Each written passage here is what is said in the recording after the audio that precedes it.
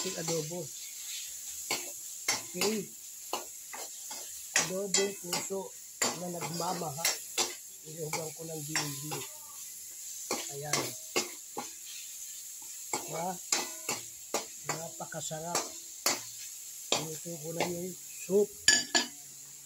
Ayan natin ito.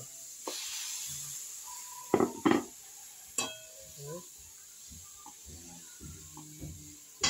Ayan natin siya ng suka. Medyo mo ng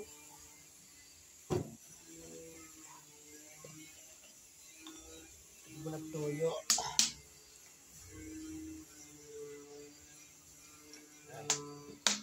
Hindi masyadong maalat.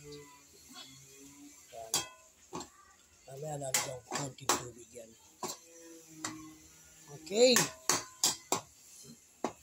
Mamaya ha. Sarap niya ha. Okay. Parati yan.